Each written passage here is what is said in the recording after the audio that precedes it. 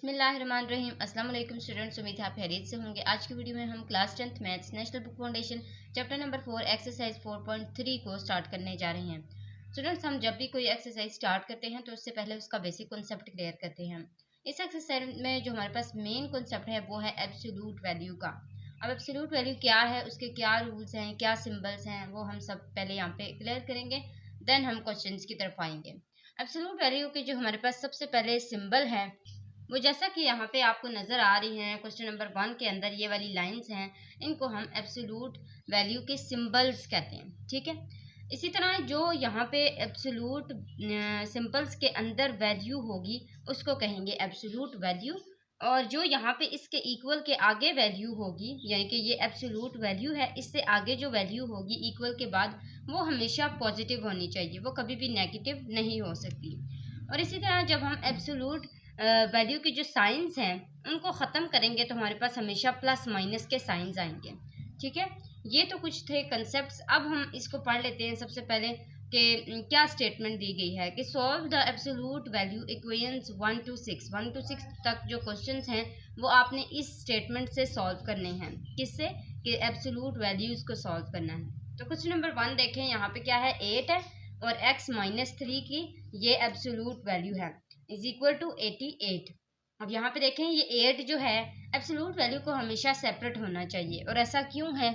क्योंकि हमने science change करने होते हैं, हमने इस एब्सोल्यूट साइन को हटा के यहाँ पे साइन लगाना होता है प्लस माइनस का, तो उसके लिए इसका अकेला होना ज़रूरी है। ठीक है, अब इसको हम अकेला करने के लिए ये जो 8 है ये दूसरी साइड पे लेके जाएंगे, 88 के साथ ये क्या होगा, डिवाइड हो जाएगा। तो 8 1 टाइम 8 11 टाइम 88। तो ये देखें यहाँ पे हमारे पास क्या बच गया, x-3, ये एब्सोल्यूट वैल्यू है, इज इक्वल टू 11। अब हमने क्या करना है, इस एब्सोल्यूट साइन को हटा के क्या लगा देना है, इधर प्लस और माइनस दोनों साइंस लगा देने हैं। और ऐसा क्यों है, हम क्यों प्लस माइनस को लगाते हैं? ताकि हम उसको सेपरेट दोनों तरीके से सॉल्व कर सकें और सोल्यूशन साइड फाइंड कर सकें। तो मैंने यहाँ पे इन दोनों को सॉल्व किया है कि x-3 is equal two plus 11, plus डालने की जरूरत तो नहीं है। इसी तरह x-3 इज इक्वल टू -11। अब x इज इक्वल टू ये 11 एज इट इज आ गया, -3 उधर जाके +3 हो गया। x इज इक्वल टू ये -11 एज इट इज आ गया, -3 उधर जाके +3 हो गया। तो माइनस प्लस -11 में से 3 निकाले, 8 बड़ी रकम के साथ कौन सा साइन है, माइनस का। 11 + 3 इज इक्वल टू 14। तो ये दो आंसर आ गए, एक 14 और एक -8। इसको हमने सोल्यूशन सेट में डाल दिया। तो ये हमारा जो है वो क्वेश्चन नंबर 1 था। क्वेश्चन नंबर 2 में देखें, याद रहे कि एब्सोल्यूट वैल्यू के बाद इक्वल के बाद जो यहाँ पे नंबर होगा उसको हमेशा पॉजिटिव होना चाहिए। अगर वो नेगेटिव होगा तो हम उसको सॉल्व नहीं कर सकेंगे। यहाँ पे हमारे पास absolute value 2x + 9 is equal to 30 दी गई है। हमने सबसे पहले यहाँ पे देखें कोई भी साइन नहीं था, जैसे यहाँ पे हमारे पास 8 दिया गया था, हमने दूसरी साइड पे उसको लेके जाना था, तो इधर जो है वो ऐसा कुछ भी नहीं है, ये सिंपल एक वैल्यू दी गई है, तो हम सिंपल यहाँ पे इसके साइंस को चेंज कर लेंगे, प्लस माइनस आ जाएगा। तो ये आ जाएगा 2x + 9 is equal to 30 and 2x + 9 is equal to -30। हमने 2x को एज इट इज़ रखा, 30 भी एज इट इज़ आया, ये +9 दूसरी साइड पे जाके -9 होगा। सेम इसी तरह यहाँ पे भी +9 उधर जाके -9 हो गया। 2x is equal to 30 -9 is equal to 21। x is equal to ये 21 एज इट इज़ आया, ये 2 इधर मल्टीप्लाई हो रहा था, दूसरी साइड पे क्या हो गया, आके डिवाइड हो गया। इसी तरह यहाँ पे ये 2 जो है इधर आके डिवाइड हुआ है, तो ये हमारे पास आ गया एक -39 डिवाइड बाई 2 और एक 21 डिवाइड बाई 2। तो इसका सोल्यूशन सेट क्या बना है, 21 divided by 2 and -39 divide by 2। तो इसके साथ साथ हमारे ये दो क्वेश्चन सॉल्व हो चुके हैं, आप देख सकते हैं। नेक्स्ट क्वेश्चन नंबर 3 की तरफ आते हैं। क्वेश्चन नंबर 3 में है x-3 एब्सोल्यूट वैल्यू है इज इक्वल टू -26। अब मैंने आपको स्टार्ट में ही बता दिया था कि आपके पास हमेशा एब्सोल्यूट वैल्यू इक्वल होनी चाहिए पॉजिटिव नंबर के। जब भी वो नेगेटिव नंबर देगा तो वो क्या होगा, सोल्यूशन इम्पॉसिबल हो जाएगा। तो यहाँ पे मैंने इम्पॉसिबल सोल्यूशन लिखे या जो भी लिख लें कि solution is not possible, because क्योंकि एब्सोल्यूट वैल्यू कभी भी नेगेटिव नहीं हो सकती, नेवर बी नेगेटिव, कभी भी नेगेटिव नहीं हो सकती, इसलिए इसका सोल्यूशन जो है वो इम्पॉसिबल है। क्वेश्चन नंबर 4 की तरफ आते हैं। यहाँ पे देखें 3x + 6 एब्सोल्यूट वैल्यू है इज इक्वल टू 9x - 6। अब हमने क्या करना है, 3 को दूसरी साइड पे लेके जाके डिवाइड करना है। क्योंकि यहाँ पे x+6 को एज इट इज़ सिंपल सा होना चाहिए, इसके साथ कोई भी नंबर नहीं होना चाहिए। तो हमने 3 को सबसे पहले दूसरी साइड पे जाके डिवाइड किया है और इन दोनों में से कॉमन लिया है 3 को, ताकि ये आपस में कट जाए। तो ये 3 जो है वो कॉमन आया, तो 3 3 ज़ार 9 आया, ये 3x आ गया, -3 2 ज़ार 6 होता है, तो ये आ गया 2। अब 3x - 2 रह गया था ना, तो और ये जो 3 हम यहाँ से लेके आए थे, ये और ये आपस में कैंसिल हो गए, पीछे क्या बचा, 3x - 2 बच गया। अब हमने क्या करना है, x+6 से ये जो एब्सोल्यूट साइंस हैं ये हटा के प्लस माइनस यहाँ पे रख लेना है। तो प्लस माइनस रखेंगे, एक दफ़ा प्लस में आ जाएगा, दूसरी साइड पे माइनस में आ जाएगा। तो ये क्या आ गया हमारे पास, x+6 is equal to 3x - 2 and x+6 is equal to -3x - 2। याद रहे, जब हमने माइनस लिखना है तो फिर इसको ब्रैकेट में डालना है। ऐसा क्यों है, क्योंकि ये साइन चेंज कर देता है। अब देखें यहाँ पे मैंने x वाले यानी कि वेरिएबल्स को सेपरेट किया है और कॉन्स्टेंट्स को सेपरेट कर लिया है। ये 3x इधर प्लस हो रहा था, दूसरी साइड पे जाके क्या हो गया, माइनस हो गया।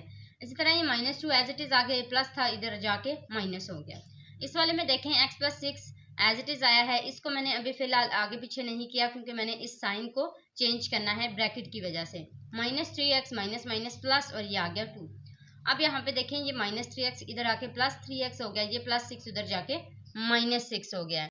यहाँ पे हमने इसको सिंप्लीफाई कर लेना है कि x - 3x is equal to -2x, -2 - 6 is equal to -8, x+3x is equal to 4x, 2 - 6 is equal to -4। अब ये देखें यहाँ पे x एज इट इज आ जाएगा, -2 दूसरी साइड पे जाके क्या हो जाएगा, डिवाइड हो जाएगा, क्योंकि ये यहाँ पे क्या हो रहा था, मल्टीप्लाई हो रहा था। तो 2 1 time 2 4 time x is equal to क्या आंसर आ गया है, 4 आंसर आ गया। एक आंसर हमारे पास 4 आया है। दूसरा आंसर देखते हैं क्या आता है। यहाँ पे x एज इट इज आ गया, 4 इधर जाके डिवाइड हो गया क्योंकि यहाँ पे ये मल्टीप्लाई हो रहा था। 4 1 टाइम आंसर क्या आया, -1। तो सेकंड वाला आंसर क्या आया है, -1। अब सोल्यूशन सेट में क्या लिख लेना, एक दफ़ा 4 और दूसरी दफ़ा -1। तो ये हमारा सोल्यूशन सेट बन जाएगा। क्वेश्चन नंबर 5 को सॉल्व करते हैं। इसको भी हमने इसी तरीके से सॉल्व करना है कि x - 3 is equal to 2x। देखें पॉजिटिव है तो इसका मतलब है ये सॉल्व हो सकता है।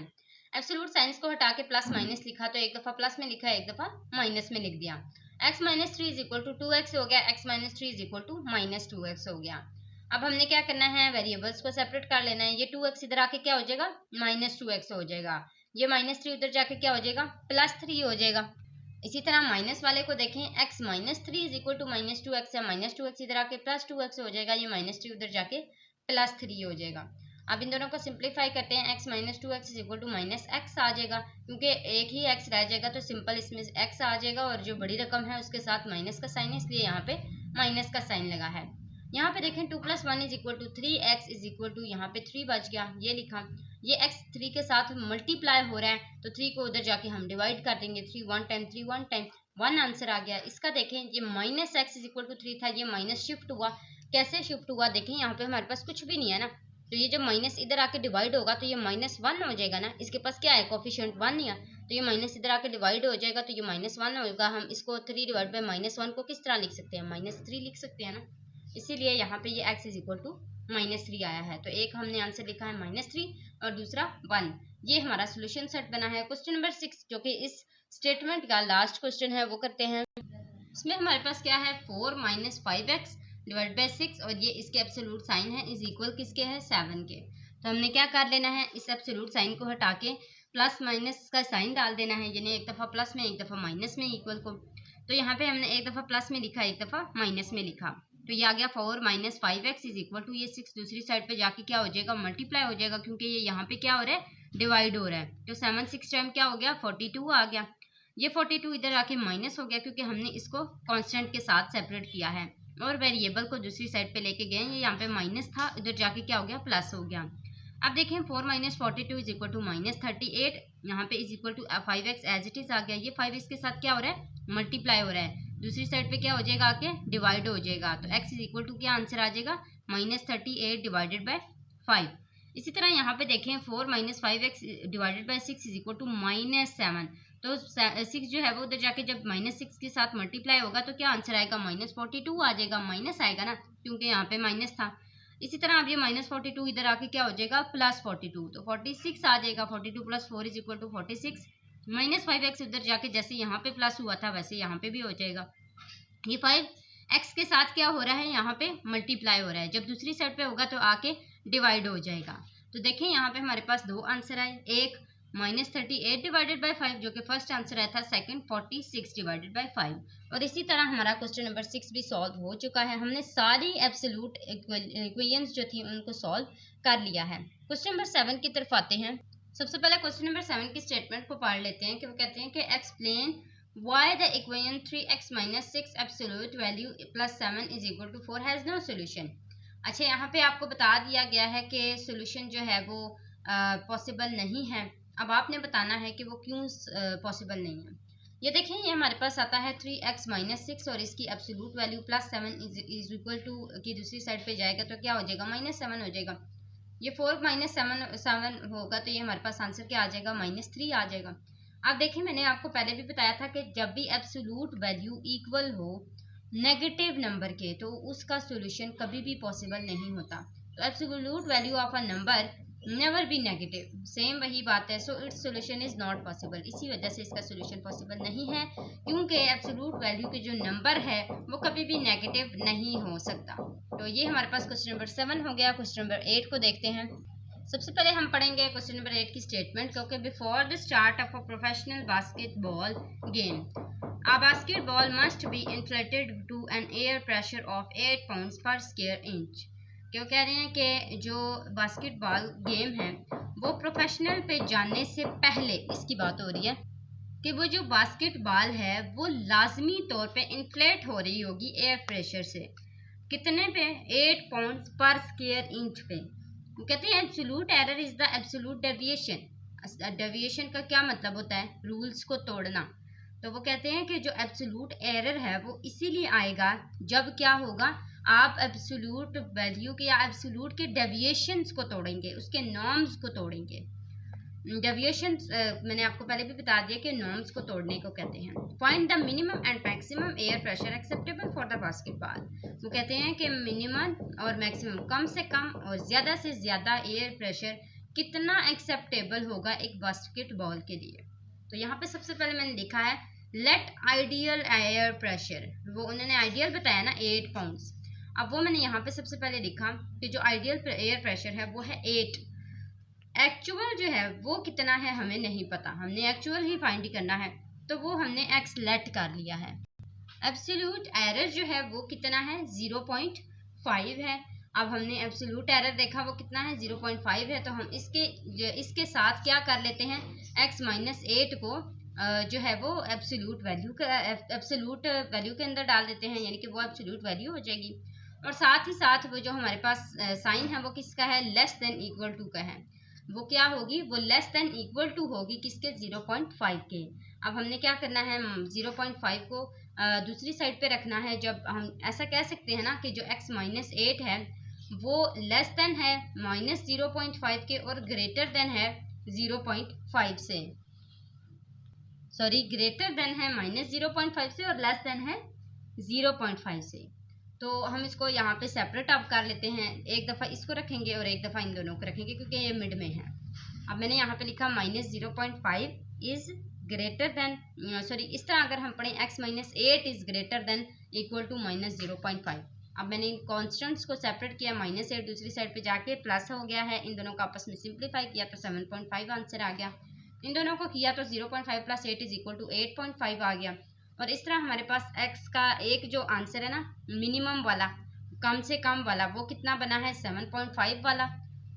और यहाँ पे देखें ये 7.5 आ गया। और जब हमारे पास ग्रेटर आंसर आया है वो क्या है, 8.5। तो ये ग्रेटर जो है वो कितना आया है, 8.5 आया है।